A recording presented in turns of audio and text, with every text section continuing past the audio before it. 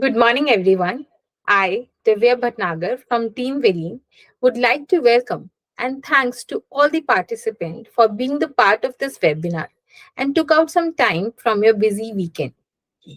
We would like to share the certificate participation on your registered email address. For that, it is requested to kindly send your complete name on the chat box. Further, I would like to give a basic instruction regarding this seminar.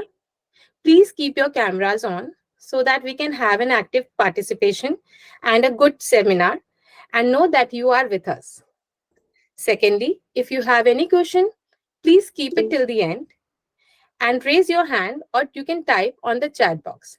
We'll make sure that our experts will answer all your queries during the seminar. And in case if something would have left, our team will personally contact you and answer all your queries. Without further delays, I would like to introduce and welcome our key speaker of this webinar. It's an honor to have Dr. Kumar Gaurav among us. Dr. Kumar Gaurav did MBA and a PhD holder. He is the founder of Nurturing Wealth and a visiting faculty at BIMTech, a YouTuber and a newspaper columnist. He has worked at both frontline, middle, and senior level management positions in different companies like Tata AIA Insurance, SBI Life, Reliance Life, Bajaj Allianz, and many more. So, a very good morning, sir. Over to you. Please guide us. How can we manage mutual funds and insurance ULIP scheme in bull market? Good morning, Divya. Just a quick check whether I'm audible good, I'm visible good. Yes, sir. You're visibly perfect and audibly great. Great. So very nice to find such a lovely audience on the screen, and very thank you for you to take out this time on Sunday morning. I know Sunday is very important, and let me see that I do some justice to your time. ये हमारा 45 minute का interaction रहेगा. 45 minute के बाद 15 minutes will be opening the forum for question and answer, like Divya has told. ये webinar की जरूरत क्या है? देखिए, जब भी आज एक मार्केट की बात होती है, शेयर मार्केट की बात होती है, तो मार्केट काफी कौतूहल का विषय हो चुका है. It's element of very big curiosity, दोनों तरफ से, अपोजिशन की तरफ से भी और सपोर्टर की तरफ से भी. आप देखिए, जितनी बार भी मार्केट चढ़ता है, एक बुल रन आता है, तो हमेशा मार्केट के जो साथ में खड़े होते हैं उनका माहौल एक यूफोरिया का माहौल होता है. बहुत अच्छी बातें होती है, भविष्य की अच्छी बातें होती है, भूत की अच्छी बातें होती है, वर्तमान की अच्छी बातें होती है. और वहीं पे एक अपोजिशन भी चल रहा होता है. अपोजिशन चल रहा होता है कि नहीं भैया, ये तो गड़बड़ होने वाला है, डूबने वाला है, गिरने वाला है, क्रैश होने वाला है. तो एक विडंबना की स्थिति सी बनी रहती है. और विडंबना की इस स्थिति इसलिए ज्यादा बनी रहती है क्योंकि हमें नॉलेज थोड़ी कम होती है, और नॉलेज कम होने से कन्विक्शन थोड़ा कम होता है. आप देखिए, जो बीमारी किसी को बुखार लग जाए तो या तो हम थर्मोमीटर की स्टडी कर लें, और थर्मोमीटर की स्टडी करके कभी हमारा बुखार सही नहीं हो सकता, क्योंकि थर्मोमीटर खाली टेम्परेचर के रीडिंग बताता है. थोड़ा पीछे आते हैं, 2020 में जब कोरोना आया था. कोरोना आने के पहले हमारा जो इकोनॉमी है, it was the fastest growing economy on the planet. मगर अचानक 2020 कोरोना स्ट्राइक, और जब कोरोना के बीच में एक ऐसा माहौल बना था, एक ऐसा पैनिक का माहौल बना था कि लोगों ने कहना शुरू कर दिया था कि हमारे देश और पूरा विश्व 10 साल पीछे चला गया. तो जितने भी ये मार्केट और स्टॉक रिलेटेड इन्वेस्टमेंट है, इनकी तो बैंड बज गई है. जो कुछ भी मिल रहा है बेचो और निकल जाओ. मगर बड़ा ही कम समय रहा और एक अप्रत्याशित बुलन शुरू हो गया. बाजार बनना शुरू हो गया. अक्टूबर 2021 तक मार्केट में एक तरफा रैली दिखी, बढ़ती रही मार्केट. और एक टाइम आता है जब करेक्शन का माहौल आना शुरू होता है. फिर से एक 2022 का माहौल आया. 2022 में वॉर शुरू हो गए, रशिया यूक्रेन का. और इसके बाद अभी भी we are that war is also ongoing, और एक गल्फ वॉर भी चल रहा है. जैसे ही ये 2022 में माहौल शुरू हुआ वर्क के शुरू होने का, फिर से जो मार्केट के अपोजिशन में खड़े होते हैं उन्होंने शुरू किया कि भैया अब ये फिर से डूबना चालू हो गया, देखो मैंने तो कहा था ना कि ये मार्केट गिरेगा, और गिरना शुरू हो गया। और 62,000 का सेंसेक्स जो प्रीवियस हाई बना था अक्टूबर 2021 में, वो घट के 52,000 पे भी गिर गया था। तो कहना भी लाजमी था, 18% का फॉल आ गया 2-4 महीने में। अब मार्केट फिर से बढ़ना चालू हो गया। मतलब एक पर एक 2022 में न्यूज आते गई। अडानी का वो हिडनबर्ग का वो रिपोर्ट आ गया अडानी के ऊपर, या यूएस ने अपने रेट बढ़ाने चालू कर दिए, उधर इजराइल का वॉर शुरू हो गया, गल्फ वॉर शुरू हो गया, अभी भी रेड सी में शिप्स जो जा रहे हैं उनके ऊपर अटैक चालू है। तो ये सारी नेगेटिविटी का माहौल भी एक साथ चल रहा है, मगर बाजार रुकने का नाम नहीं ले रहा है। बाजार नई ऊंचाइयों पे 62,000 का जो लास्ट रिकॉर्ड हाई लेवल था वो 73,000 पहुंच गया। अब बड़ी विडंबना की स्थिति होती है कि ऐसी स्थिति में किया क्या जाए, क्या जो अभी तक का मुनाफा आ गया है उसकी वसूली कर लिया जाए और सब कुछ बेच बाच के सही वक्त का इंतजार किया जाए कि दोबारा से जब बाजार डाउन होगा फिर से हम बाजार में एंट्री करेंगे, या ऐसा सोचा जाए कि भाई अभी तक तो छूट गए, अभी तक तो ट्रेन छूट गई है, मगर जिस स्टेशन पे गाड़ी मिल रही है उसी पे सवार हो लिया जाए, तो यहां से इसकी यात्रा शुरू की जाए। तो ये जो विडंबना का माहौल है और आज जो कंटेंट का फ्लड है चारों तरफ, आप यूट्यूब खोलिए अलग अलग के विचार मिलते हैं, आप अखबारों को पढ़िए अलग अलग के विचार मिलते हैं, यार दोस्त अलग अलग तरीके की बातें करते हैं। तो इसमें एक संशय की स्थिति हमेशा बनी रहती है। और सबसे ज्यादा ये स्थिति इसलिए बनी रहती है क्योंकि हम फंडामेंटल्स की स्टडी नहीं करते, हम खाली थर्मामीटर की पढ़ाई करते हैं, हम बुखार की डायग्नोसिस नहीं करते, अपने शरीर की अपनी इकोनॉमी का इन डेप्थ स्टडी नहीं करते। तो अगला 1 घंटा इसी काम के लिए समर्पित है। Let me share my screen first. I will share you a presentation and then inform you about the agenda of my meeting here.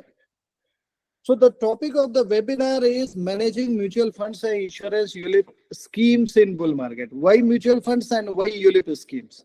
अब देखिए शेयर बाजार से डायरेक्ट ताल्लुक होता है, इंश्योरेंस कंपनी से जो यूनिट लिंक्ड इंश्योरेंस स्कीम्स आप लेते हैं उनका भी, और म्यूचुअल फंड का भी। तो इसीलिए एक बुल मार्केट में क्या किया जाए इसके ऊपर ये अगले स्लाइड में मैंने agenda of the session 20 minute हम लोग इस पे चर्चा करते हैं। What is causing this long bullish trend into the market? ये मार्केट जो बढ़ रहा है और रॉकेट की तरह जो भागा जा रहा है, तो क्या इसको बढ़ावा दे रहा है? एक फंडामेंटल्स रिव्यू करते हैं कि चल क्या रहा है ऐसा कि ये मार्केट रुकने का नाम नहीं ले रहा है। उसके अगले 20 मिनट में हम इस बात पे चर्चा करेंगे कि अगर बढ़िया हो ही रहा है और सबको अच्छा हो ही रहा है तो इससे हम कैसे बेनिफिट उठा सकते हैं, how can we participate, how can we contribute and how can we encash the benefit of this growth. क्योंकि अगर एक्शन नहीं लिया तो सब कुछ ही एक इंटेलेक्चुअल एंटरटेनमेंट है। आप बहुत सारा न्यूज़पेपर सुनते हैं, बातचीत करते हैं, आप कंटेंट पढ़ते हैं, यूट्यूब चैनल के वीडियोस देखते हैं, मगर आप एक्शन नहीं लेते, तो वो एक बौद्धिक मनोरंजन है, उसको अंग्रेजी में कहते हैं intellectual entertainment. So taking action is important and encashing the benefit of the situation is very important. और ये अगले 20 मिनट देखने के बाद हम इस पे चर्चा करेंगे कि जब कुछ भी चीज बहुत अच्छी हो रही होती है तो कुछ अंडरलाइंग रिस्क भी हो रहा होता है। So there are certain things which we have to take as a precaution. वैसी कैसी चीजें हैं ये हम अगले लास्ट सेशन में देखेंगे और फाइनली समराइज करेंगे की टेक अवेज के साथ, और कुछ क्वेश्चन एंड आंसर सेशन के लिए भी 10-15 मिनट रखेंगे हम। So let's go ahead with the first agenda of the session, and the agenda of the session is what has caused a long bullish trend into the markets.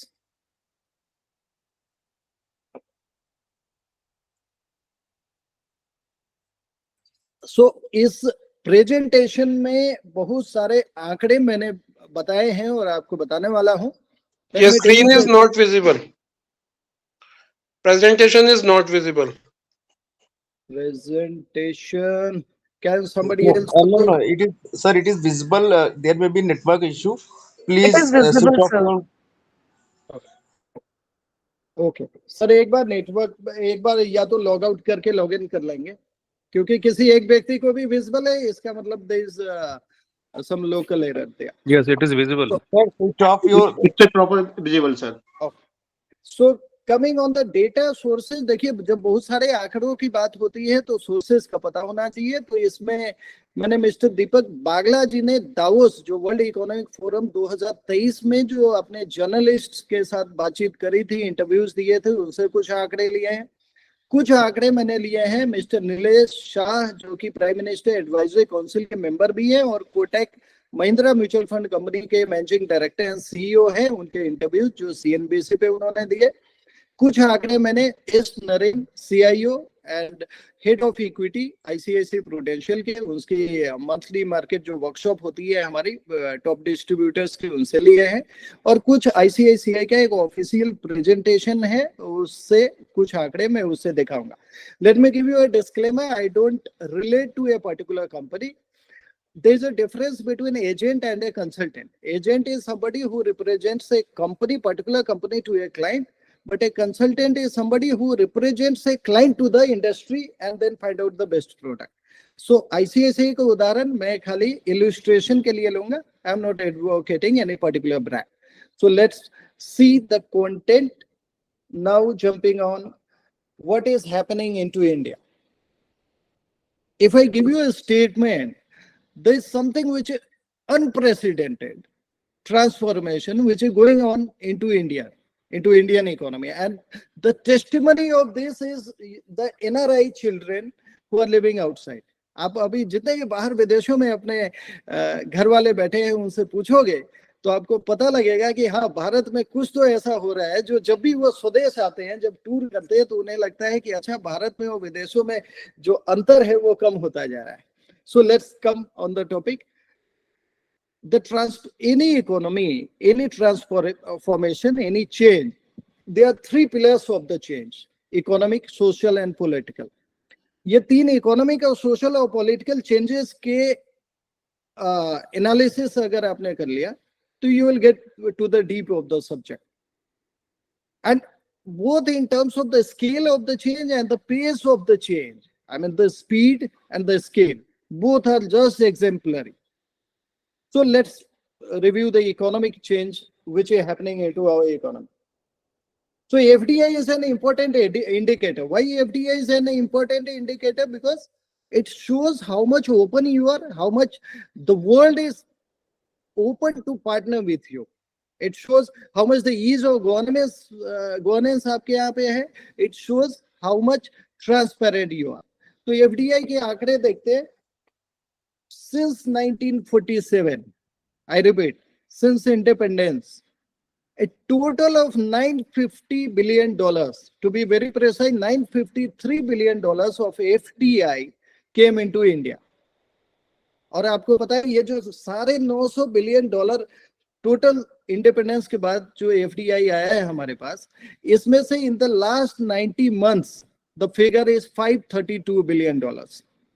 90 months का मतलब होता है समझो 7 साल, और अगर 9 सालों को ले लिया जाए तो टोटल $650 बिलियन का FDI आया है, जो कि more than 65% of the total FDI जो इंडिपेंडेंस से आज तक आया है. इसका मतलब जो 70 सालों में आया वो पिछले 7 सालों में आया. ऐसा क्या हो गया भाई इंडिया में? And the better thing is that कि 162 देश, 162 economies participated into this contribution of FDI into our country. It's a global record, gentlemen. It's a global record. No other economy has such a huge participation of the other economy investing into their economy. And since 2015, every consecutive year, we have been making a new global record for FDI inwards into our economy. Even in the middle of the lockdown, which was the most unprecedented lockdown in human history of the economy or of the countries, we received the highest FDI, that was $82.5 billion. आपको कागज कलम लेने पड़ेंगे, बहुत सारे आंकड़े मैं ऐसे भी बता रहा हूँ, बहुत सारे आंकड़े स्लाइड पे भी है, तो आप नोट करते जाइए, यही आपके अंदर कन्विक्शन बढ़ेगा. सो starting 2015 onwards, we have been making a new global record of FDI contribution every consecutive year. And ladies and gentlemen, it was $82.5 billion even in the middle of the lockdown. And the better part, let's move ahead, it came across 61 sectors of the Indian economy. ये कौन से sector होते हैं? Agriculture, metal, banking, finance, aviation, real estate, infrastructure, जितने भी sector है सब में एफडीआई का निवेश हो रहा है. To the most gratifying of all of this is our entire 31 states and union territories were beneficiary of this FDI. That shows, gentlemen, that we are getting a new engine of growth for our economy. जो पहले खाली 7 metro cities, जो पहले 7 metro cities होते थे, उन्हीं में जो ग्रोथ आता था, आज के डेट में ये growth every remote corner of village of our economy. मैं खुद I belong to Bihar and मेरा जो गांव है वो नेपाल बॉर्डर पे है. और आप सब लोग जहां से भी हैं, अगर आप अपने इर्द गिर्द गौर से देखें तो ये चेंज, ये transformation in terms of road network, in terms of UPI transactions. अपने गांव में मैं खीरा खरीदने गया तो उसके टोकरी पे यूपीआई का बारकोड लगा हुआ था. I could scan and do it. Can you realize ये जो डिजिटलाइजेशन की जो मूव है, जो रिवॉल्यूशन है, उससे क्या फर्क पड़ रहा है? कितना वर्किंग कैपिटल साइकिल बिजनेसेस का रिड्यूस हो रहा है, कितनी फॉर्मलाइजेशन और इकोनॉमी होती जा रही है. So it's a new engine of growth of our economy which we are seeing. Now let's go to the next part. The next part, let's talk about our economy size. आज के date में if you do a Google, you will find the economy $3.7 trillion की हमारी economy है. Now you check the story of this $3.7 trillion. ऐसे तो जी आज America $25 trillion की इकोनॉमी है, चाइना $18 ट्रिलियन की इकोनॉमी है, तो हम तो $4.25 ट्रिलियन ही है. 5वीं रैंकिंग आती है जर्मनी जापान के बाद. मगर थोड़ा आंकड़ों पे ध्यान देते हैं सर. ये जो पहला ट्रिलियन है उसको बनाने में 67 साल लगे, 67 years. दूसरा ट्रिलियन बनाने में 8 साल लगे. तीसरा ट्रिलियन बनाने में सिर्फ 5 साल लगे. And now we are way to the 4 trillion very shortly. And just 2 years back, we crossed Brazil, Italy, Russia, France, and United Kingdom to become the 5th economic superpower. और अगर आप अखबार देखते हो, अगर न्यूज चैनल देखते हो, बस 4 दिनों पहले जेफरीज की रिपोर्ट आई है, which is an international consulting firm, and that shows that कि जहां 2030 में हम टॉप 3 इकोनॉमी के बनने की बात कर रहे थे, अभी ये बात 3 साल प्रीपोन हो गई है. 2027 तक हो सकता है हम टॉप 3 इकोनॉमी बनने के कगार पे आ जाए और 2030 तक हम $10 ट्रिलियन की इकोनॉमी बन जाए. ऐसा मैं नहीं कह रहा हूं, जेफरी की रिपोर्ट है. You all can validate all this data. So the scale of the transformation, the pace of the transformation is going through an unprecedented change. Ladies and gentlemen, do tell these stories to the people who are outside India, that if they are not encashing the growth, what is happening in India, they are missing out something. So let's move ahead. Any future of the economy is built on 3 things, gentlemen. The 3 things is talent, capital, and infrastructure. Let's go deeper. ये talent, capital और infrastructure की कहानी क्या है? मैं आपको अपनी एक स्लाइड दिखाता हूं. इसके पहले there are 3 companies, आप अपने डायरी पे नोट करो. 3 companies, Google, Microsoft, Adobe. These are 3 bigger companies of the world. और आपको पता है इन तीनों कंपनीज के बीच में कॉमन क्या है? तो मैं आपको दिखाता हूं अगला slide.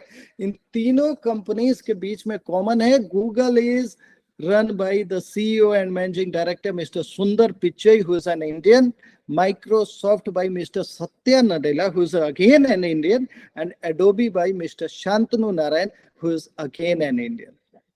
let's go back to this story, gentlemen. 1990 जब हमारा लिबरलाइज हुआ, उस समय जो हमारे IITs IIM के जो प्रोडक्ट्स हुआ करते थे, they didn't have the necessary capital and infrastructure inside the country, and that's why there was a brain drain.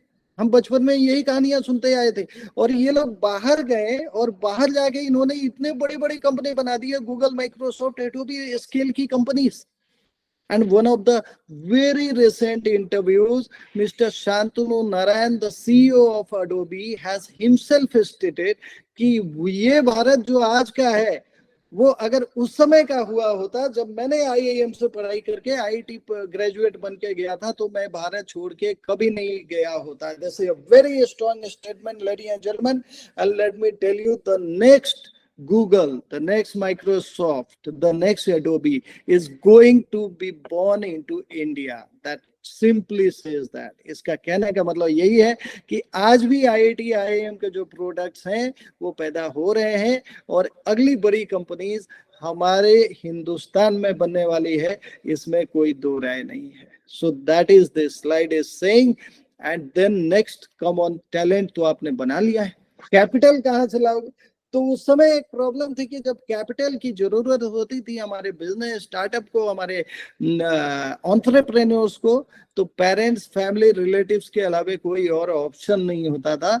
आज के डेट में private equity firms and venture capitalists are looking at investing into our Indian startups. Total $140 billion का investment India में हुआ है in the last 10 years.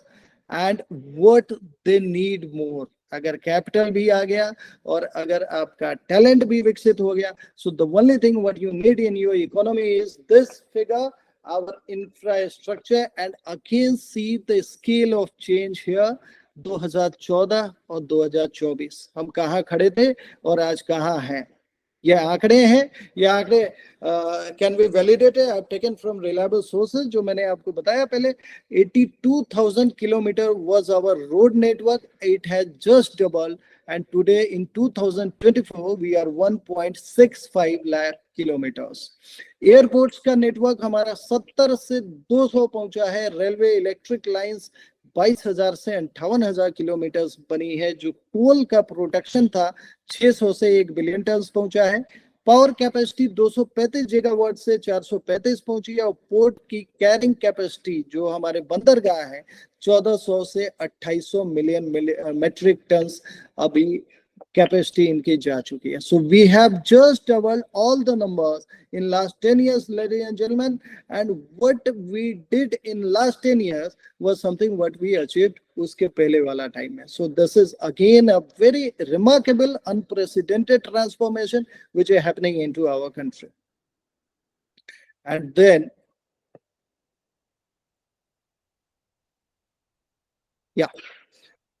so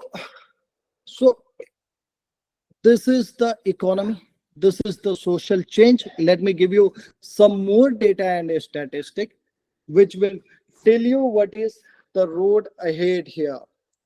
Whatever FDI we discussed, जो भी foreign direct investment हमने discuss किया, उसका 93%, 93% had come through the open route. इसका मतलब क्या होता है कि उनको अप्रूवल लेने के लिए कोई भी गवर्नमेंट का बैरियर सामने नहीं आया. That is a governance. And then जो हमारा डोमेस्टिक डिमांड आज इंडिया में बन रहा है, that is 2/3 driven by domestic. जो हमारा जीडीपी है उसका 2/3 डोमेस्टिक लेट डिमांड है जो कि हमारे इंडिया में है. ऐसा क्यों हो रहा है, इसके ऊपर थोड़ा नजर डालेंगे तो हमारा जो सोशल स्ट्रक्चर है, एक आंकड़े में पढ़ रहा था, every minute, I am repeating, every minute 25 to 30 people are migrating from rural India to urban India. It says that in the next 10 years we are going to build another United States of America. और यही लोग हैं, यही urbanisation का pattern है जिसको we have to give shelter, accommodation, education, food, aviation, entertainment, everything. और एक BCG बोस्टन कंसल्टिंग ग्रुप करके, बीसीजी एक कंसल्टिंग संस्थान है जो पैटर्न्स ऑफ स्पेंडिंग, जो खर्चे के बिहेवियर पे स्टडी करता है। उनका एक स्टडी आया था, उनका एक रिपोर्ट आया था कि हर 2000 के बाद जो भारतीय पैदा ले रहा है इंडिया में, वो अपने लाइफ टाइम में $240,000 का खर्चा करेगा। तो इतना खर्चा करेगा, उसको अगर आप 1.6 बिलियन से मल्टीप्लाई कर दीजिए, जो कि हमारा 2047 में हमारा पॉपुलेशन का साइज होने वाला है, ह्यूमन रिसोर्स का साइज होने वाला है, तो इसको गुना करके जो साइज आता है, that is going to be the size of our economy by 2047, जब हम 100 साल अपने कंप्लीट कर लेंगे। So today we are third in the number of unicorns. We are second in the number of startups which are opening every year. So these data, all these reports are just putting a huge amount of euphoria, and this can tell you that कि नहीं भैया, यही क्रांति 1870 में America में हुई, यही क्रांति 1970 में चाइना में हुई, जो क्रांति इंडिया में आज हो रही है। जो इंफ्रास्ट्रक्चर का बूम है, जो बैंकिंग रिफॉर्म्स है, जो डिजिटल ट्रांजैक्शंस है, ये सब को आपस में आप रिलेट करके देखेंगे तो इंडिया का भविष्य अच्छा होने वाला है, and that is why the market trends are reflecting that behaviour. So now let's come to the second agenda of the session. I think it's already 30 minutes. The most important, the most critical part of this webinar today is how do we participate, contribute, benefit, and also keep precautions from this ongoing euphoria. आगे बढ़ते हैं थोड़ा। अब देखिए, ये सारी बातें इस बात का सबूत है कि जो मार्केट में अभी ग्रोथ आ रहा है वो आगे चलने वाला है, ये बहुत आगे चलने वाला है। मगर इस ग्रोथ को कैसे कैप्चर किया जाए?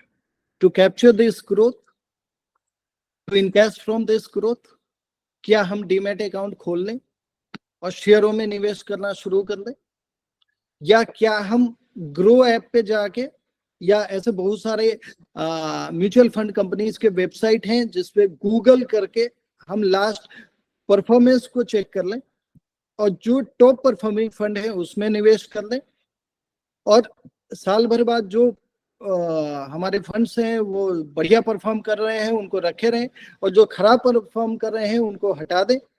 तो क्या ऐसी कार्रवाई करें? तो ये बहुत सारी बातें हमारे दिमाग में चलते रहती है। सो in my next slides, I'm going to tell you कि you want to encash, you want to benefit from the growth, but what are the precautions you have to take? सबसे पहले तो एक बात आप समझ लीजिए कि investing is not an entertainment. Investing is a serious business, gentlemen. So for this serious business, a professional setup is required. Somebody who can do a professional research deeper into the companies. And what kind of research has done, इसके लिए मैंने एक example लिया है, इसके लिए मैंने एक ICICI AMC का एग्जाम्पल लिया है, बट अगेन अ डिस्क्लेमर कि ऐसा ही सेटअप हर कंपनी, हर म्यूचुअल फंड कंपनी के पास होता है, and I am just taking ICICI for an example. तो आप देखिए, एक इंस्टीट्यूशनल सेटअप बनाया जाता है इस मार्केट में रिसर्च करने के लिए, जिसके एक एंड पे इन्वेस्टर होता है और एक डिस्ट्रीब्यूटर होता है। So there are two friends here, there is a investor who is a client and there is a distributor who is going to take what are the right products into the industry that can fit into the requirement of a client. Let me tell you, 2600 mutual fund बाजार में है, 2000 insurance products बाजार में। कौन सा product आपको suit करेगा ये खाली आपके रिक्वायरमेंट के ऊपर डिपेंड करता है। So at one end there is a investor distributor, at another end there is a bouquet of products, और इसके बीच में एक टीम होती है। Any AMC company, please mute, keep your phones on mute please, या thank you so much. So there is a fund management team, there is a research team, there is a risk and compliance team, there is a sales support team. Fund management team in the next slide, like ICICI की ये team है आपके सामने. Mr. Nimesh Shah is CEO of ICICI. Mr. Anand Shah heads the PMS. एक minimum 50 lakh का PMS ticket size होता है. PMS के रिटर्न मोर देन 25% के ऊपर एक्सपेक्टेशन होती है, जहां पे म्यूचुअल फंड के रिटर्न 12 से 15% की एक्सपेक्टेशन होती है. तो same mutual fund company can give you a mutual fund product also and PMS product also. तो निमेश शाह जी ओवरऑल CEO हैं, आनंद शाह जी ICICI के PMS के टीम के हेड हैं. इसके बाद ये जो 4 लोग हैं, they are heading different verticals into the company, into the mutual fund company. Now just look at this slide. If you segregate the economy, हमारी जो इकोनॉमी है वो अलग अलग सेक्टर्स में बटी हुई है. आपके सामने स्क्रीन पे एग्रीकल्चर सेक्टर है, chemical, education, media, real estate, retail, metal, pharmaceutical. So what we are all doing, we are scientifically segregating the economy into different parts. And then when it is scientifically segregated, तो ये जो research team है, खाली ICICI के अंदर 25 analyst की team है. और ये एनालिस्ट की टीम ऐसे ही नहीं चौपाल पे चर्चा करके नहीं बनाए जाते. ये जो एनालिस्ट की टीम है इस पर्टिकुलर सेक्टर में कम से कम 20 से 25 सालों का अनुभव लेके फिर इस सेक्टर की रिसर्च करती है. कई बार आपको लगेगा कि if I belong to a finance background, I will take the balance sheet of a company, I will study the financial ratios and I will understand the depth of the company. But वहां एक सबसे बड़ी गलती ये हो जाती है कि क्या वो बैलेंस शीट सही है जो पब्लिक डोमेन में है. सो ये रिसर्च टीम का एक टीम ऐसा भी होता है जो जिन कंपनी के स्टॉक में निवेश करते हैं उनके बोर्ड ऑफ गवर्नर्स से मिलते हैं, उनके ऑर्डर बुक जाके चेक करते हैं, उनके क्लाइंट्स के इंटरव्यूज लेते हैं, उनकी अंदर की बारीकियां देखते हैं और इसके बाद अपनी रिसर्च की टीम अपना रिपोर्ट बनाती है. और ये 25 लोगों की एनालिस्ट की टीम है जिनका कंबाइंड एक्सपीरियंस ओवर 7 डिकेड्स का है, जो कि 570 कंपनीज को, ये 570 कंपनी कैसे छाटे जाते हैं आगे के स्लाइड में आपको सब समझ आ जाएगा. मेरी कुछ बातें अगर समझ नहीं आ रही, जस्ट कीप अ पेशेंस, अगले स्लाइड में सब कुछ समझ आ जाएगा. सो ये 3 फंड मैनेजर्स हैं जिनके पीछे 25 फंड एनालिस्ट की टीम होती है जो इनको इनपुट देती है और तब जाके ये फैसले लेते हैं कौन से स्टॉक खरीदने हैं, कौन से स्टॉक बाई करने हैं. As a mutual fund distributor, आपका डिस्ट्रीब्यूटर या फाइनेंशियल एडवाइजर स्टॉक कौन से खरीदने हैं, बाई करने हैं, उसका निर्णय नहीं लेता. वो निर्णय लेता है कि कौन से फंड कब खरीदने हैं और कब बेचने हैं, और फंड के अंदर कौन से स्टॉक खरीदने हैं, कौन से बेचने हैं, उसके लिए ये टीम रहती है. सो ये एक जुगलबंदी होती है from the fund management team and your mutual fund distributor team कि as per your requirement, as per market requirement कब क्या करना चाहिए. So it makes an entire team. अगले slide. This slide is going to be very important gentleman. ध्यान से देखिएगा, समझने का प्रयास कीजिएगा. ये दिमाग से निकाल दीजिए कि हमें कुछ समझ नहीं आता, फाइनेंस हमारा डोमेन नहीं है. I understand there are many people who have joined all this webinar. बहुत लोगों को लगता होगा मुझे अच्छा खासा आता है और बहुत लोगों को लगता होगा मुझे बिल्कुल ही नहीं आता. तो कुछ सुनने में और सीखने में कोई प्रॉब्लम नहीं है. अच्छा खासा आता है, रिवीजन हो जाएगी. नहीं आता है, कुछ नया चीज सीख लेंगे. तो ये स्लाइड का टाइटल है की drivers of stock price.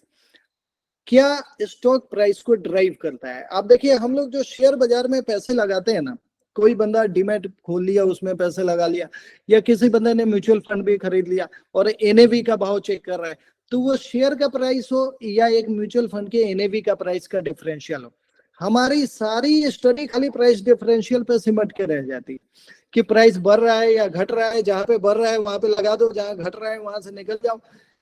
Let's go deeper into that. ये प्राइस को कौन ड्राइव करता है, ये प्राइस क्यों बढ़ता है और प्राइस क्यों घटता है. तो देखिए, प्राइस का एक मैथमेटिकल फॉर्मूला होता है डेल्टा ईपीएस गुने डेल्टा पी. और मैं सबको समझा दूंगा, खाली अपने डिस्ट्रैक्शंस को बंद करके स्लाइड पे ध्यान दीजिए. डेल्टा ईपीएस का मतलब होता है earning per share. You can write it somewhere. Earning per share क्या होता है. मान लीजिए एक कंपनी है, मेरी खुद की कंपनी है, मैं अपनी कंपनी को लिस्टेड करवा दिया, ठीक है. So now there is a listed company. Now listed company के शेयर्स बाजार में फ्लोट होते हैं. So there in number of share, दो तरीके के शेयर होंगे, एक प्रोमोटर शेयर होगा और एक फ्लोटिंग शेयर होगा। तो फ्लोटिंग शेयर ये होगा जो पब्लिक के पास होगा, और प्रोमोटर शेयर वो होगा जो प्रोमोटर ने डायल्यूट नहीं किया है। तो हम लोग जो शेयर खरीदते बेचते हैं उसको फ्लोटिंग शेयर बोलते हैं, जो पब्लिकली ट्रेडिंग होती है। सो नंबर ऑफ शेयर्स, और एक तरफ होता है कंपनी प्रॉफिट क्या बना रही है एक साल में। तो एक साल में कंपनी का प्रॉफिट, पैट कहते हैं उसको, प्रॉफिट आफ्टर टैक्स। तो टैक्स वैक्स देने के बाद, खर्चे वर्चे निकालने के बाद एक कंपनी का अगर पैट को डिवाइड कर दिया जाए नंबर ऑफ शेयर से, तो आ जाता है एक फिगर जिसको अर्निंग पर शेयर कहा जाता है। सो अर्निंग पर शेयर कोई भी कंपनी का जान होता है। The life of a company is said by how much earning it is giving to its stakeholders, shareholders. So उसी को अर्निंग पर शेयर कहा जाता है। अर्निंग पर शेयर तभी अच्छा होगा जब कंपनी के फंडामेंटल्स मजबूत होंगे, कंपनी का ऑर्डर बुक अच्छा है, कंपनी का मैनेजमेंट अच्छा है, कंपनी का आने वाला भविष्य जिस सेक्टर में है वो उसका अच्छा है, क्वालिटी अच्छी है, तभी अर्निंग पर शेयर अच्छा होगा। सो आज से प्राइस देखना भूल जाइए। अगर आपको रिसर्च ही करना है तो अर्निंग पर शेयर का वेरिएबल आपने देखना जरूरी है। So fundamentals drive earning of a company, and next variable is delta P. P का मतलब क्या होता है? पी का मतलब प्राइस होता है और ई का मतलब अर्निंग होता है।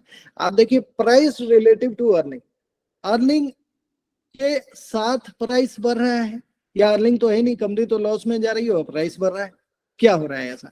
तो ये रेशियो बताता है, और दोनों रेशियो का जो मल्टीप्लिकेशन फैक्टर है वो आपको प्राइस का चेंज बताता है। सो आज से हम प्राइस का चेंज नहीं देखेंगे, अर्निंग पर शेयर और पी मल्टीपल का देखेंगे। आगे बढ़ते हैं। जैसे जैसे मैं आगे बढ़ूंगा, आपको जो पिछली पारी में समझ नहीं आया अगली स्लाइड में समझ आ जाएगा। ये देखिए, इसके पहले, हाँ, इसके पहले this slide, the slide title is the trend has changed. इसको गौर से देखेंगे। 2015 से 2019 का डेटा लिया गया है। 2015 से 19, ये लेफ्ट में प्राइस का डेटा है जो मैंने आपको बताया, प्राइस और अर्निंग देखना है। प्राइस को अर्निंग से कंपेयर किया गया है कि किसी एक पर्टिकुलर ईयर में प्राइस में क्या चेंज आया और अर्निंग में क्या चेंज आया। तो हम ये राइट साइड पे जहां मेरा कर्सर घूम रहा है उस पे ध्यान देंगे। 2015 से 2023, 8 सालों का हमने लिया है, डेटा लिया है। 8 सालों में 4 साल का डिवीजन लिया, 2015 से 19 और 19 से 23। तो ये, और ये जो तीन आपको दिख रहा है, ये सेंसेक्स, मिड कैप और स्मॉल कैप, ये तीनों आ गए। सेंसेक्स टॉप 30 होता है, मिड कैप, टॉप 100 को लार्ज कैप कहते हैं, बाद का 150 मिड कैप और 250 के बाद वाला है स्मॉल कैप। अब ये जो तीनों हैं, आप देखिए 2015 से 19 में एक वक्त था जब अर्निंग कुछ भी नहीं थी। अर्निंग सेंसेक्स में 1.6, 2.2 मिड कैप में और 0% की अर्निंग थी स्मॉल कैप में, मगर प्राइस सब में बढ़ रहे थे। 9.5% का सीएजे सेंसेक्स दे रहा था, 8% मिड कैप दे रहा था, 5% के करीब स्मॉल कैप दे रहा था। So there was a situation in which company की बुनियाद में तो कुछ है नहीं, मगर प्राइस भागा जा रहा है। और यही the title says the trend has change now. 2019 के बाद क्या चेंज आया? 19 के बाद का फिगर देखिए, earning is way ahead then the price. That means earning is driving the price. The earning of a small cap is 45%, mid cap is 28%, earning of a large cap is 15%, and price is way behind that. इसके अगले slide में देखेंगे और समझ आता है।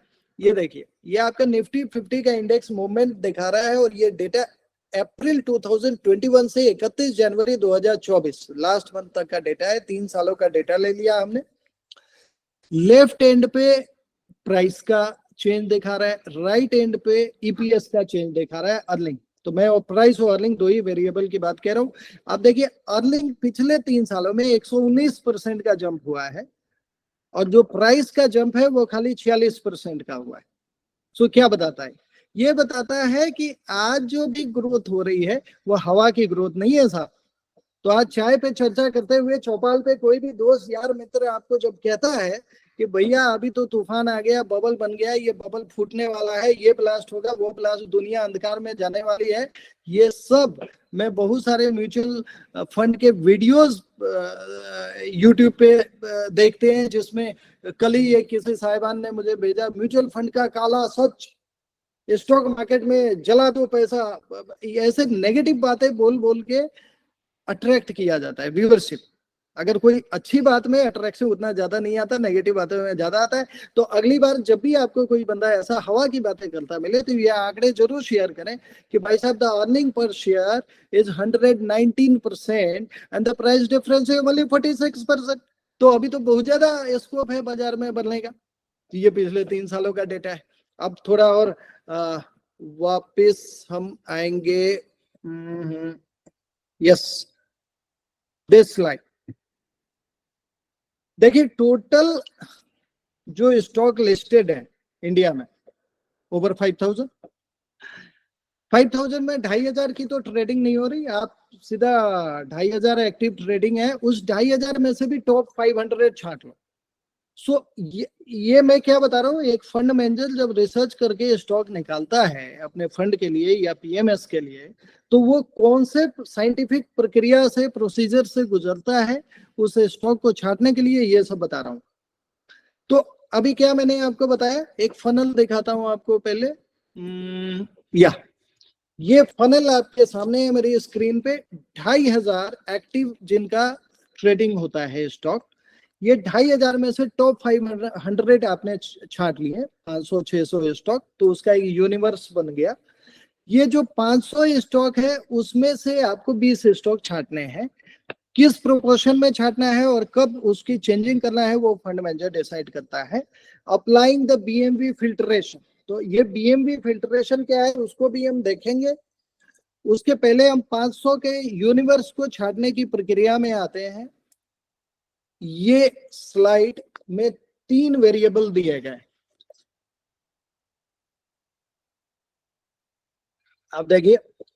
ये 15 सालों का डेटा है, last 15 years. Let me check the time. So in the last 15 years, 2007 to 2022, PAT को लिया है प्रॉफिट आफ्टर टैक्स, आरओई लिया है रिटर्न ऑन इक्विटी, और पी लिया है प्राइस टू अर्निंग। देखिए रिटर्न ऑन इक्विटी और प्रॉफिट आफ्टर टैक्स आपको समझ आ चुका है। रिटर्न ऑन इक्विटी का मतलब होता है एक कंपनी कितना प्रॉफिट अपने शेयर होल्डर के हाथ में दे रहा है, उसको रिटर्न ऑन इक्विटी बोलते हैं। पैट होता है जो प्रॉफिट कंपनियां बना रही है, और पी मैंने आपको बताया प्राइस टू अर्निंग, मतलब प्राइस जो बढ़ रहा है अर्निंग के रिलेटिव में प्राइस कितना बढ़ रहा है, वो लास्ट वाला वेरिएबल है। तो ये 3 वेरिएबल का एक डेटा लिया गया 15 सालों का, और इसमें देखा गया कि कौन सी ऐसी कितने कंपनीज हैं। तो 15% के ऊपर लगातार पैट भी दिया है, आरओई भी दिया है और मीडियन पीई भी दिया है। तो ये पता लगा कि 500 में से खाली 105 कंपनी है जी जो कंसिस्टेंटली आपको 15% के ऊपर का सीएजीआर दे रहे हैं इन तीनों वेरिएबल में। तो आप देखो बहुत सारा चीजें यहीं पे सिंप्लीफाई हो जाता है। 500 का डेटाबेस ले लिया, 500 में से 400 तो ऐसे ही छट गए, 15% के ऊपर वाली कंपनियों को आपने चुन लिया, 105 कंपनी आ गई। और इसके बाद पॉजिटिव ग्रोथ देने वाली 282 कंपनी है, और ये नीचे जो 96 और 17 कंपनीज हैं वो नेगेटिव ग्रोथ देने वाली कंपनी है, जिनका एलिमिनेट कर देने का हमें इन 100 कंपनी जिनने पिछले 15 सालों में किसी साल भी, चाहे पैट में हो, चाहे आरओ में ही हो, और चाहे मीडियम पे में हो, नेगेटिव ग्रोथ दिया है, तो उसको छांट लेंगे। मैं अगेन आपसे कह रहा हूं, अभी हम लोग प्राइस की बात नहीं कर रहे, थर्मोमीटर की बात नहीं कर रहे, मैं एक्चुअल बॉडी की बात कह रहा हूं। और एक्चुअल बॉडी के 3 हमारे जो सिंबल्स होते हैं, PAT profit after tax, ROE return on equity, और median P price to earning ratio, in 3 variable की चर्चा कर रहे हैं। 15% के ऊपर का छांट लिया तो खाली 100 कंपनी आपके सामने आ गए। थोड़ा और इस डेटा को डिटेल में देखना है तो इस स्लाइड को भी देख लीजिए। ये हर कैलेंडर ईयर का डेटा है, 2009, 2010 से लेके 2023। कितनी कंपनी 15% के ऊपर 2009 में रही तो 239, 2010 में रही तो 181, और जो बिल्कुल कोरोना का जो डाउन टर्न आया था 2020, उसमें भी 125 कंपनी ऐसी थी जो 15% के ऊपर रही थी। और इसी स्लाइड की समरी यहाँ पे है कि 100 कंपनियां आपकी 15% के ऊपर का कंसिस्टेंट ग्रोथ बना रही है। So market rewards companies with earning potential. साहब आज कोई भी कंपनी का शेयर अगर उछाल मार रहा है, उसकी बुनियाद में अगर अर्निंग का पोटेंशियल है, अगर प्रॉफिट आफ्टर टैक्स है, रिटर्न ऑन इक्विटी है, मीडियन पी है, तो वो कंपनियां सस्टेन करने वाली है। बाकी कंपनियां यूफोरिया में तो बढ़ चली है मगर गिरने वाली है, इस बात को ध्यान रखा जाए। और इसीलिए हमारे इतने बड़े एनालिस्ट की टीम इसको रिसर्च करती है। अब आगे और बढ़ते हैं हम वापस से। ये फ्रेमवर्क क्या है? देखिए, मैंने आपको एक फनल दिखाया था, ये 500 कंपनी में से 100 कंपनी तक तो हम लोग पहुंच गए, वो ग्रेटर देन 15% निकाल के। अभी इस 100 कंपनी में से 40-50 कंपनी कैसे पहुंचे? तो इसके लिए ये बीएमवी फ्रेमवर्क का यूज किया जाता है। ये बीएमवी फ्रेमवर्क होता है साहब बिजनेस मैनेजमेंट और वैल्यूएशन, जो बताता है high quality business, high ethical management और लो वैल्यूएशन। आप देखिए, जो भी कंपनियां आप ऊपर से चुनते हो, एल&टी है या आईसीआईसीआई, एसबीआई या डिफेंस स्टॉक का बोलबाला चल रहा है, तो जो भी कंपनियां हाई बिजनेस रहेगा और हाई मैनेजमेंट रहेगा उसका वैल्यूएशन भी हाई रहेगा। तो you have to see high business quality तो हो, हाई मैनेजमेंट क्वालिटी तो हो, मगर वैल्यूएशन उसकी नेगेटिव हो ड्यू टू समथिंग, मतलब प्राइस उसकी रिजनेबल है। ये हमारा आपका काम नहीं है इसको छाड़ना, इसी के लिए फंड मैनेजमेंट टीम लगती है। और इस वेबिनार का मतलब खाली इतना है कि आपको वो साइंटिफिक प्रक्रिया बताई जाए जिसके थ्रू एक म्यूचुअल फंड का फंड मैनेजर अपने स्टॉक की सिलेक्शन करता है, और वो प्रक्रिया बताई जाए जिसके तहत हमारे जैसे फाइनेंशियल एडवाइजर आपकी रिक्वायरमेंट के हिसाब से कौन से फंड सेलेक्ट करने हैं उसका चयन करता है। तो वो प्रक्रिया समझ आ जाए तो हमारे पास एक कॉन्फिडेंस रहता है, एक कन्विक्शन रहता है, और चाय पे चर्चा करते हुए हम हवा में बातें नहीं करते। So I think it's already a lot of time. I will move fast. Yes, now this is again very important slide. अगली 2024 से और आगे आने वाले वक्त में क्या थीम रहने वाली। थीम का मतलब क्या होता है? ऐसी थीम जो ट्रेंड है, अभी का ट्रेंड है, और ये ट्रेंड को आइडेंटिफाई कर लिया तो आपको ये पता लग जाता है कि कौन सी कंपनीज इस ट्रेंड का फायदा उठाने वाली है। तो आप देखिए, पहला ट्रेंड राइजिंग एनर्जी इंटेंसिटी। तो ये जो राइजिंग एनर्जी है, जस्ट सो राइजिंग एनर्जी, अभी प्राइम मिनिस्टर ने एक एनर्जी का कॉन्क्लेव गोवा में किया था, चारों तरफ एनर्जी की बातें हो रही है। पावर सेक्टर की कंपनीज ने अभी तक डिसमल परफॉर्मेंस दिया है, इसलिए वैल्यूएशन भी उनकी रीजनेबल है।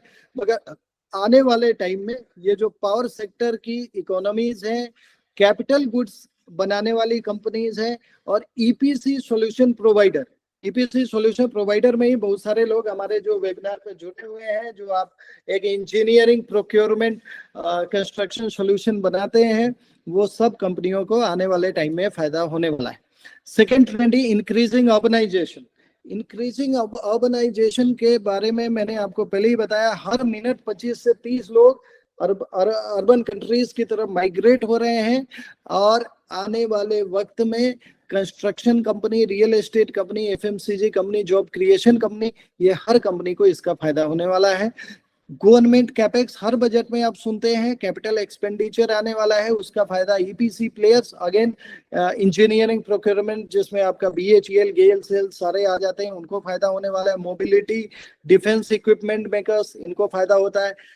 फिनेंशियलाइजेशन, जो डिजिटल रिवॉल्यूशन चल रहा है, उनका फायदा bank, asset managers, insurance companies, wealth managers, सबको होने वाला है। Last is experiential consumption. जो आज का आपका यूथ है वो एक्सपीरियंस को ज्यादा भाव देता है। पहले हम लोग सोचते थे 5 स्टार में जाके 1000 रुपए की चाय क्यों पीना है, रेडी पे बैठ के 10 रुपए में वही चाय मिल जाता है।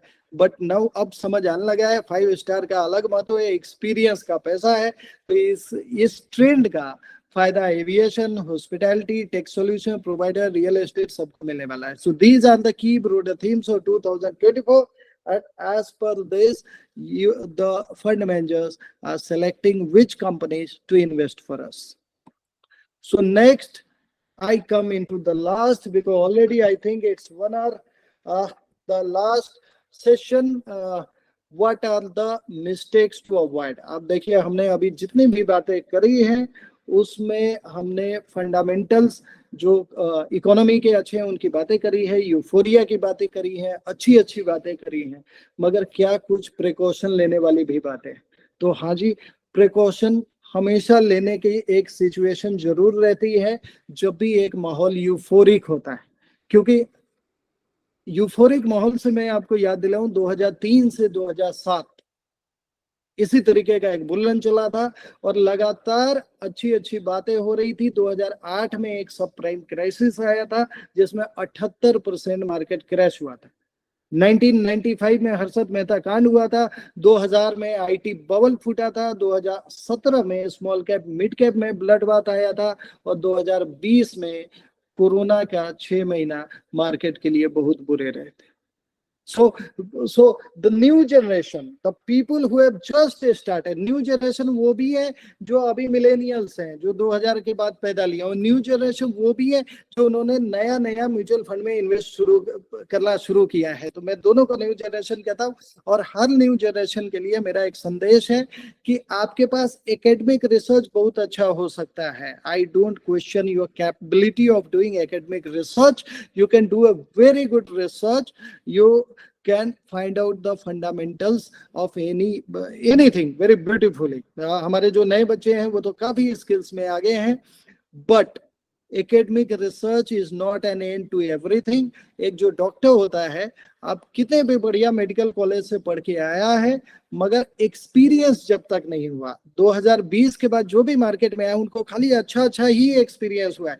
उन्होंने 95 का हर्षद मेहता नहीं देखा, 2000 का आईटी बबल नहीं देखा, 2008 का सब प्राइम क्राइसिस नहीं देखा, 2014 का टेपर टेंट्रम नहीं देखा। So the experience will always matter and that is why avoid unprofessional advice. साहब, आपका हर दोस्त यार जो कहता है कि मैंने 50% बनाया, 60% प्रॉफिट बनाया है, just check the background whether he is a professional into the subject or just he has started learning the things। और इसी के लिए मैंने एक क्लॉज लिखा है, दादी माँ के नुस्खों में और डॉक्टरी में फर्क होता है और दोनों का अपना अपना रिलेवेंस है, but you have to find out the border line where to stop दादी माँ के नुस्खे and where to start the real doctor prescription। Second, don't chase returns but chase your goals। अब देखिए, ये जो रिटर्न चेंज करने की बातें हैं ना, बहुत सारे लोग मेरे पास आते हैं, गौरव मैंने 15-17% तो अपने जजमेंट में बना लिया है और अब आपको पैसे दे रहा हूँ, आप मेरे को 20-25 बना के दो।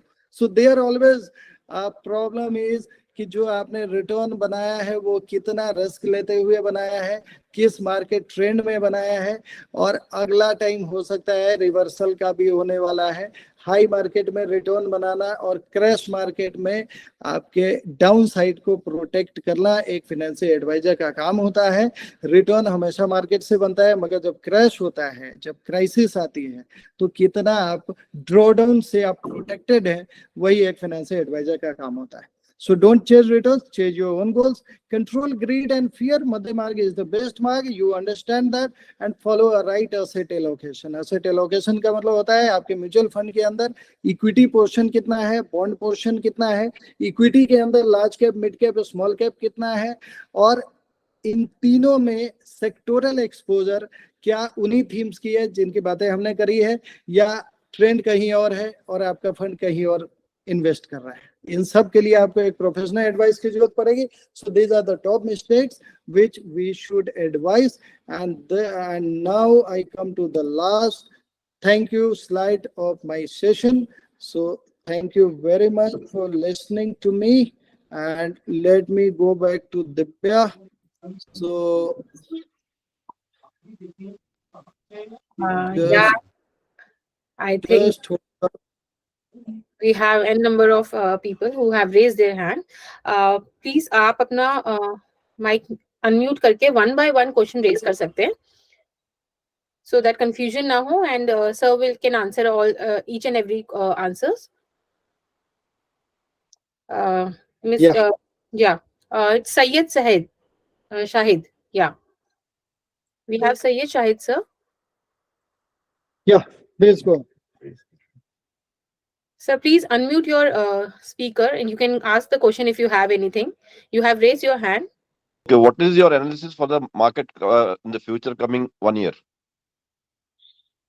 Future coming 1 year, that's important questions, but इसका आंसर जरा सब्जेक्टिव रहेगा। मे बी जो हम सुनना चाहते हैं वैसा नहीं रहेगा, क्योंकि अगला एक साल मार्केट की मूवमेंट या इकोनॉमी की मूवमेंट, दो अलग अलग बातें हैं। मार्केट को आप जब भी देखें अगले 3 सालों के परिदृश्य में देखें, एक साल में कोई फंडामेंटली कोई प्रॉब्लम नजर नहीं आ रही है अभी, मगर हाँ इतना ज्यादा फ्री होने का भी they are slight situation. Let me explain my point. Market का मतलब एक बड़ा कॉम्प्रिहेंसिव वर्ड है, सेंसेक्स और निफ्टी। हम लोग 73,000 टॉप 30 सेंसेक्स को देखते हैं, टॉप 50 निफ्टी को देखते हैं, but market is a very comprehensive word. इसमें स्मॉल कैप आते हैं, इसमें मिड कैप आते हैं, इसमें लार्ज कैप Correct. आते हैं। Correct. बहुत सारे स्टॉक अभी ऐसे हैं जो अननेसेसरीली हाइप्ड है। Correct. अच्छा, मैं पीएसयू स्टॉक की बात करता हूँ। आज तक पीएसयू स्टॉक बहुत बढ़िया परफॉर्मर नहीं माने जाते थे। क्या ऐसा कहा जाता था कि पीएसयू स्टॉक लो परफॉर्मिंग है और प्राइवेट स्टॉक में ही पैसा बनता है, मगर पिछले 3-4 सालों में ट्रेंड बदल गया। पीएसयू स्टॉक ने बहुत ज्यादा प्रॉफिट दे दिया। Dividends are more there. Dividends are more there. Price may not be more. हाँ, अब देखिए, अब क्या आने वाला वक्त खाली पीएसयू स्टॉक का है? तो आप अगर इसकी डेप्थ में जाएंगे तो आपको पता लगेगा कि बहुत सारे पीएसयू स्टॉक इसलिए भी बढ़ रहे हैं क्योंकि इसके जो नंबर ऑफ फ्लोटिंग शेयर जो मार्केट में है वो काफी लिमिटेड है। इनमें गवर्नमेंट का जो अपना प्रोमोटर शेयर है वो परसेंटेज ज्यादा है, फ्लोटिंग शेयर कम है। अगर फ्लोटिंग शेयर कम रहेगा और शेयर का प्राइस सप्लाई और डिमांड पे भी निश्चित रहता है, तो मान लीजिए हैंडफुल नंबर ऑफ शेयर से अवेलेबल है और उसको भी आपने ऑलरेडी खरीद लिया, तो वो प्राइस में जंप आता ही आता है। और कल के डेट में अगर गवर्नमेंट ने डाइवेस्टमेंट की पॉलिसी अपनाई, और फटाफट डाइवेस्टमेंट का मतलब क्या होता है, सॉरी डिसइन्वेस्टमेंट का मतलब कि गवर्नमेंट अपने होल्डिंग को बेचेगा और फ्लोटिंग शेयर में कन्वर्ट करेगा, तो इससे क्या है, number of shares available into the market in the floating space वो बढ़ जाएगा। और जैसे ही वो बढ़ेगा, सप्लाई बढ़ेगा, तो आपका प्राइस नीचे आ सकता है। नीचे आएगा। तो इसका मतलब बहुत ज्यादा यूफोरिया में आप अपने फंड की एक रिव्यू जरूर करें। Market is a comprehensive word. 2017 से 20 एक ऐसा वक्त था जिसमें मार्केट बढ़ता रहा था, सेंसेक्स बढ़ता रहा था, बट देयर वाज आती रही थी और small cap mid cap companies में ब्लड बाथ चालू। Will the political elections take turn to a market? Very, I wanted somebody to raise this question. Thanks for raising this. देखिए, कोई भी political change होता है, ऐसा इतिहास में देखा गया है, जितनी बार भी हमारे यहाँ इलेक्शंस हुए हैं, there has been a pre-election rally. Election के पहले का माहौल हमेशा एक रैली का माहौल होता है, और इलेक्शन के बाद जो कुछ भी सरकार है, ये स्टेबल सरकार आनी चाहिए, चाहे वो एक पक्ष की है या दूसरे पक्ष की है, तो मामला थोड़ा स्टेबलाइज हो जाता है। प्री इलेक्शन रैली और पोस्ट इलेक्शन के बाद you would see the same euphoric माहौल जो कि अभी आपको दिख रहा है। So the long term returns will be driven again by fundamentals. सरकार कोई भी आए, भारत की इकोनॉमी अच्छी चल रही है, और अगर अगले 5 सालों का वक्त देखा जाए तो वही पिछले 1 घंटे में बात किया है, that is very euphoric and very good. Which is the sector going to give us best results? Sectors के लिए हमने थीम्स के बारे में बात करी थी। अभी आपको एक स्लाइड दिखाया था मैंने, जिसमें एनर्जी की थीम थी, जिसमें एक्सपीरियंशियल कंजम्पशन की थीम थी, जिसमें हमने अर्बनाइजेशन की थीम को पकड़ा था और डिजिटलाइजेशन को पकड़ा था। तो इन थीम्स के अंदर जो भी कंपनीज आ रही है, एनर्जी में कौन सी कंपनी आएगी, पावर सेक्टर की कंपनीज आ जाएगी, ईपीसी सॉल्यूशन प्रोवाइडर कंपनीज आ जाएगी। अर्बनाइजेशन थीम को पकड़ लिया जाए तो जो एचआर कंसल्टिंग की कंपनी है, भाई आपके गांवों से शहरों में लोग आएंगे तो क्या करेंगे, सबसे पहले नौकरी खोजेंगे, आपको बढ़िया उनको शेल्टर देना होगा, एकोमोडेशन देना होगा, फूड देना होगा। तो डिजिटलाइजेशन में जितने आईएमसी कंपनीज हैं, mutual fund company, bank companies हैं, so these are going to be the trend. तो आपको ट्रेंड पकड़ना है, आप अपने आप पहुंच जाएंगे जहां पहुंचना चाहते हैं। Okay, thank you. Very well answered. Sir, one question from my side. Sir, what is your analysis on metal sectors and why metal sector shares are decreasing? Great. Prices are अब देखिए, decreasing. Yes. कोई sector अगर decrease होता है तो पहले ये भी देखिए कि बढ़ा क्यों था, और अगर बढ़ा था, मेनली मेटल का कंजम्पशन कहाँ पे होता है, जो ग्लोबल मैन्युफैक्चरर किसे कहा जाता है, चाइना को कहा जाता है। I may be right and I may be wrong, but I will tell you my view point. तो चाइना में जब भी एक रिसेशन का एक माहौल बनेगा, अभी आप चारों तरफ आपको समझ आ रहा होगा कि चाइना अपने बैकवर्ड में जा रहा है, रिसेशन की तरफ जा रहा है, तो आपको मेटल्स में, अभी मेटल काफी बढ़े थे, जैसे इमीडिएटली लॉकडाउन खत्म हुआ था तो मेटल्स में शार्प राइस आपने देखा था, और अब जाके मेटल की consumption, so things are slightly related to the China story also. So अगर थोड़ा बहुत डाउन हो रहा है, so consumption in our neighbouring state, अगर डिमांड कम होगा तो डाउन जरूर होगा, और डाउन तभी होगा जब बढ़ा बहुत था, तो इमीडिएटली आफ्टर द लॉकडाउन कुछ ज्यादा ही बढ़ गया था, तो थोड़ा बहुत करेक्शन होने की गुंजाइश रहती भी है, और डिमांड का भी खेल है। Thank you. My question is, so like as you have said that EPS or PE, all these factors, they affect both the mutual fund and PMS. So for a particular portfolio, what is the best suggested ratio for mutual funds and PMS? Yeah, I love this question. I wanted somebody to ask. Thanks, Mukesh sir, for asking. Understand the fundamental difference between a PMS and a mutual fund. दोनों में फर्क क्या है? PMS is a personalized service. Mutual fund is a pool service. That is point number one. Pool service का मतलब क्या है? हमारे आपके जैसे लाखों लोगों का पैसा AMC जो है म्यूचुअल फंड की कंपनी है, वो एक सिंगल बैंक अकाउंट में डालती है, और इसके बाद उस कंपनी के पास जितने भी फंड है, 20 से 25 फंड होते हैं, हर फंड का अपना फंड मैनेजर होता है, तो उस पूल अकाउंट से पैसे लेके उन पर्टिकुलर स्टॉक में जो फंड की स्ट्रेटजी है उसके हिसाब से शेयर बाई और परचेज करती है। So the fund manager doesn't know कि ये पैसा मुकेश अरोड़ा जी का है या कुमार गौरव का है या श्याम किशोर जी का है। मगर जब बात पीएमएस की आती है, तो पीएमएस के अंदर मुकेश अरोड़ा जी का अपना डीमैट है, कुमार गौरव का अपना डीमैट है। तो पीएमएस में हो क्या रहा है? पीएमएस में जो कुमार गौरव का डीमैट है, उसकी पावर ऑफ अटर्नी ले ली गई है, एक सीआईओ ने अपने हाथ में ले लिया है, chief investment officer of the mutual fund company, उसकी एक पर्सनलाइज टीम है। अच्छा, म्यूचुअल फंड में 70-80 स्टॉक छाटने हैं और पीएमएस में मात्र 20 से 25 स्टॉक छाटने हैं। अब आपको बुनियादी लेवल पर फर्क अपने आप समझ आ जाएगा कि पीएमएस एक कॉन्सेंट्रेटेड बेट है, मात्र 20-25 कंपनी का, और जो म्यूचुअल फंड है वो 70 से 80 मतलब लार्जली डाइवर्सिफाइड है। अब आप बताइए डाइवर्सिफाई क्यों किया जाता है? रिस्क को कम करने के लिए। तो रिस्क को अगर आप कम करेंगे तो साथ में रिटर्न भी थोड़ा कम हो जाएगा, क्योंकि एक बार में 80 कंपनी एक साथ टॉप परफॉर्मिंग चुनना ये संभव ही नहीं है, और ऐसा होते अब भी नहीं है। मगर इन 80 कंपनी में एक म्यूचुअल फंड का फंड मैनेजर 80 स्टॉक का फंड को रन कर रहा है, उसको पता है कि कौन से 20 स्टॉक हैं जो इस पूरे 80 स्टॉक के पोर्टफोलियो को ड्राइव कर रहे हैं। So this concentrated bet of 20 to 25 stock is going to have a higher risk and reward potential. So the PMS will fundamentally have a higher standard deviation. Standard deviation का मतलब क्या होता है? अपने मीन से ऊपर जाना और नीचे जाना। जैसे मान लीजिए झूला झूलते हैं तो कितना बाएं जा रहे हो कितना दाएं जा रहा है, तो म्यूचुअल फंड में वो स्टैंडर्ड डेविएशन कम रहेगा और पीएमएस में ज्यादा रहेगा। तो अब हमें क्या समझना है? देखिए, जो मार्केट का रिस्क है वो हमारे बाहर नहीं, हमारे भीतर है। इकोनॉमी तो बहुत अच्छा करने वाली है, सारे आंकड़े डेटा स्टैटिस्टिक हमने बात कर लिया, तो इकोनॉमी तो अच्छा करेगी ही और बाजार भी अच्छा जाएगा, मगर हमारा जो इनहेरेंट रिस्क है, बाजार में कोई स्लो करेक्शन आता है, अचानक कोई करेक्शन आता है, तो जो ड्रॉ डाउन है वो पीएमएस के अंदर आपको ज्यादा दिखेगा, क्योंकि पीएमएस का स्टैंडर्ड डेविएशन ज्यादा है और म्यूचुअल फंड का ड्रॉ डाउन कम दिखेगा।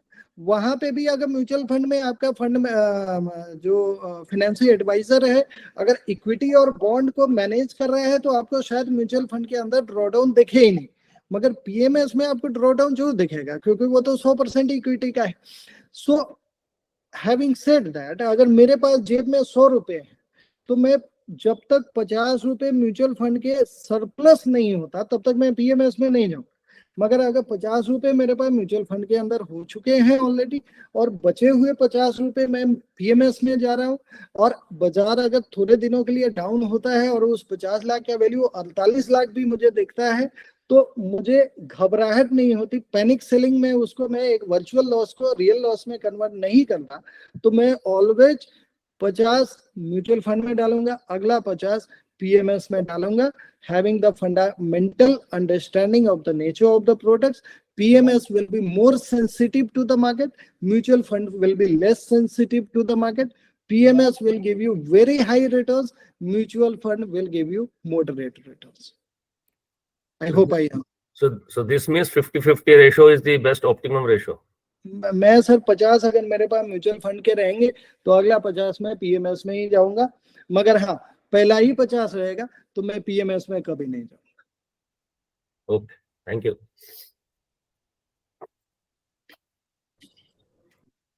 Any more questions? Divya, we already 15.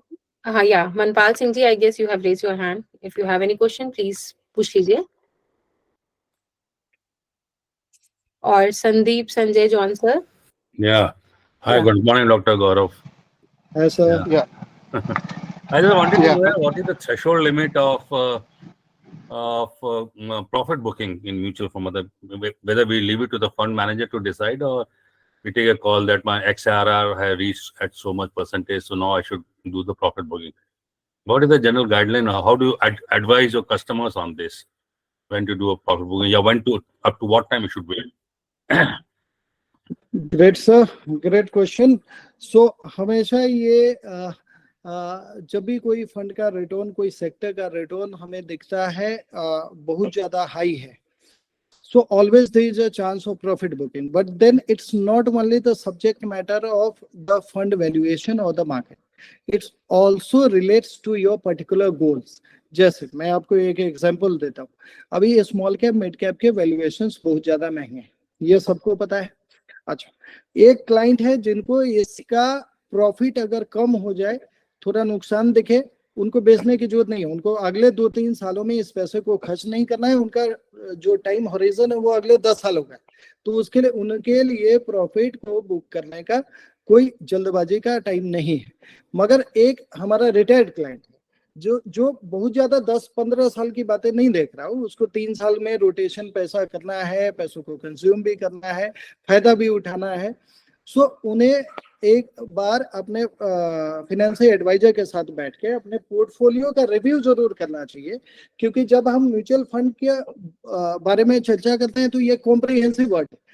आपका म्यूचुअल फंड अगर उन सेक्टर्स में इन्वेस्ट कर रहा है, उन स्टॉक्स में इन्वेस्ट कर रहा है जिसकी वैल्यूएशन ओवर द रूफ है, जो फंडामेंटली ड्रिवन नहीं है, जिनकी जो यूफोरिया ड्रिवन है, तो उसमें जरूर आपको कुछ कॉल लेना पड़ेगा.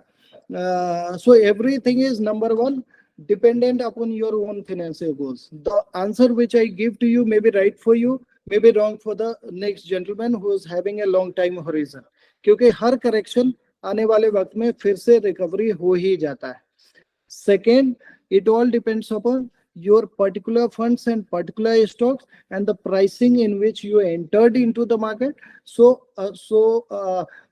you have to sit and review with your financial advisor, and then you will come to know कि ये करना है और कब करना है. मेरे हिसाब से 3 साल के अंदर अगर आप प्रॉफिट बुकिंग में कर रहे हैं तो थोड़ा जो जल्दी कर रहे हैं, एक बार इक्विटी की स्टैगर्ड परचेज कर लिया, सस्ता परचेज कर लिया, एटलीस्ट 3 साल इक्विटी को देने चाहिए परफॉर्म करने के लिए, unless you are concentrated into some select euphoric sectors. So I hope Yeah, fine, thank you. Manpal Singh ji, आपके पास कोई क्वेश्चन है तो please Yeah. Good afternoon, sir, and thanks for valuable information. Basically, I have one question. Basically, my father retired from PSU. He got a 1.75 CR. So last question, second last में आपने clear किया था कि first should go for the PMS 50% या 50 lakh rupees, and second go for the mutual fund. So, boss, can you share your contact number? Then I want to take your advice and meet with my fathers. Okay. वैसे पहले reverse कर दूं, पहला 50 mutual fund में डालना है, अगला 50 PMS में डालना है. क्योंकि पीएमएस की स्टैंडर्ड डेविएशन ज्यादा होती है। पहले मॉडरेट रिस्क लेना है, फिर थोड़ा हाई रिस्क लेना है। जहां तक मेरे नंबरों का सवाल है, आप गूगल पे, यूट्यूब पे जाइए, डॉक्टर कुमार गौरव डाल दीजिए, मेरा यूट्यूब चैनल आ जाएगा। यूट्यूब चैनल के अंदर अबाउट अस सेक्शन में जाएंगे, मेरी सारी डिटेल आपको, मेरे मोबाइल नंबर्स वगैरह भी आ जाएंगे। And for the benefit of all, आप नोट करना चाहें तो मैं आपको ये स्लाइड में somewhere it will be visible, और 9910207034 वो मेरा मोबाइल नंबर है। गौरव, ये व्हाट्सएप मैसेज है तो उसमें पूरा नंबर सब कुछ दिया हुआ है। हाँ, तो ये लिंक आया है, उसमें डिटेल्स पूरी हैं। ग्रेट। वैसे आप अगर गूगल कर लेंगे, यूट्यूब में आप सर्च सेक्शन में डॉक्टर कुमार गौरव डाल देंगे तो मेरे जितने भी वीडियोस हैं उसके नीचे आपको मेरा मोबाइल नंबर फ्लैश होता रहता है। So always put me a WhatsApp so that I can get back to you. Okay, Calls basically, may not be answered. basically one thing, basically we are in stay in Agra. So how to contact? I know well we can connect by telephonic, and if we meet to personally, then which way the direction for meet you? देखिए, right now we are into different places. हमारे Greater Noida, Noida, Haridwar locations पे हैं हम अभी। Jaipur again our channel partner is there, located there. Agra we don't have, but Greater Noida office अगर आप आ सकें तो आ सकते हैं, otherwise we can do online meeting always. Thank you, sir. Thank you, boss. Yeah, I think we are done with the questions, and also the time is also काफी हम आगे आ चुके हैं. So we are coming to an end of this session for informative session, of course. Thank you so much, sir, once again for sharing the gems of wisdom. And I would also like to thank all our participants for being so patient. This was such an informative and valuable session for all of us. I'm sure we all have learned a lot from this, and we would love to host you again for the future sessions as well. As I've mentioned earlier in the beginning, that we all will be getting the certificate of participation on your registered email address. Thank you once again, everyone. Have a pleasant day. Thanks, Divya. Thanks, everybody. Lot many thanks. सो अगर आपको ये webinar पसंद आया हो तो please like, share and subscribe. और हाँ, don't forget to press the bell icon, क्योंकि आगे और भी इंफॉर्मेटिव वीडियोस आने वाली हैं।